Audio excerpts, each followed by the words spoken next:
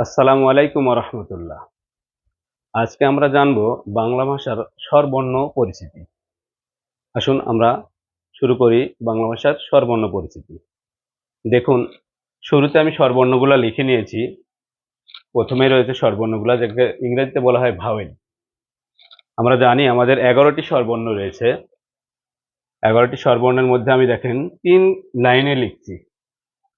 ৩ লাইনে লেখার অর্থ হলো যে প্রথম লাইনের বর্ণগুলা রয়েছে পূর্ণমাত্রার বর্ণ, দ্বিতীয় লাইনের বর্ণটা রয়েছে অর্ধমাত্রা এবং তৃতীয় লাইনের বর্ণগুলা রয়েছে মাত্রাহীন। তো আমরা আজকে জানবো প্রাথমিক পর্যায়ে এই বর্ণগুলার উচ্চারণ, যে আমরা কিভাবে এগুলা উচ্চারণ করব, যে কিভাবে এগুলা উচ্চারণ করা যায়।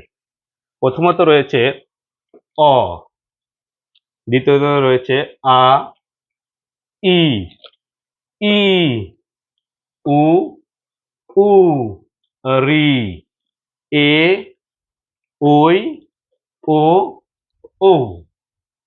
এই ১১টি যে স্বরবর্ণ রয়েছে আমাদের, এই ১১টি স্বরবর্ণের মধ্যে ৭টি স্বরবর্ণ রয়েছে মৌলিক স্বরবর্ণ, যে স্বরবর্ণগুলা ভাঙ্গা বা বিশ্লেষণ করা যায় না। কোন ৭টি? প্রথমত রয়েছে অ, তারপর রয়েছে আ, তারপর হ্রস্ব ই, হ্রস্ব উ, এ এবং ও। দেখুন, এখানে কিন্তু আমরা ৬টি পেয়েছি। কয়টি? ৬টি। ১, ২, ৩, ৪, ৫ এবং ৬। তাহলে আরেকটি স্বরবর্ণ কোথায় মৌলিক? আরেকটি স্বরবর্ণ হলো এ বা অজফলা আকার এ। এটা হলো ৭ নম্বর। কারণ এই স্বরবর্ণটি মৌলিক স্বরবর্ণ হিসেবে স্বরবর্ণের মধ্যে ব্যবহৃত হয় না, কিন্তু লেখার ক্ষেত্রে আমরা এটা ব্যবহার করে থাকি। যেমন আমরা জানি যে বাংলা ব্যঞ্জনবর্ণের মধ্যে রয়েছে ক্ষীয়। ক্ষীয় তার স্বরূপে কিন্তু ব্যঞ্জনবর্ণের মধ্যে উপস্থিত থাকে না, কিন্তু ক্ষীয়কে আমরা ব্যবহার করি কিভাবে?